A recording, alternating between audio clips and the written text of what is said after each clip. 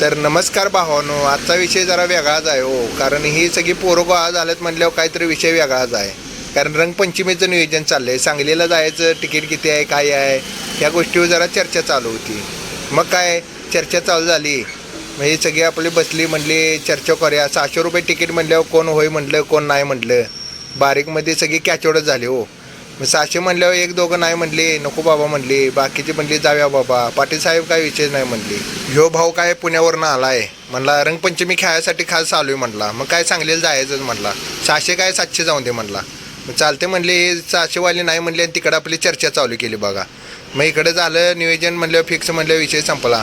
मग 100 काढलं बघा. श्रेयश भैयानं 100 दिलं, मनसूरबाईनं 100 दिलं, पाटील साहेबांनी 100 दिलं. आईस्क्रीम खायची म्हणली. मग काय आईस्क्रीमचं नियोजन लावलं. आईस्क्रीम बोलवलं, म्हणले अमोलचंच मागवायचं म्हणले. मग काय श्रेयश भैयानं काय टेकनाच लेक्चर लावलेलं टॉपचंच.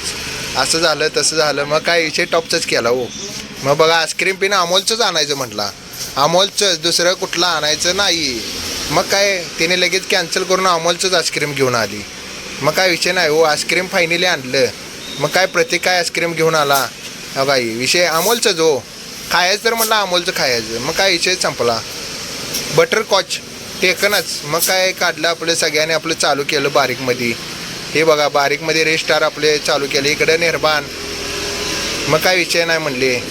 आईस्क्रीम खाल्ल्यानंतर म्हणले जरा बोलत बसली. रात्रीचं 1 वाजला तरी काय नियोजन काय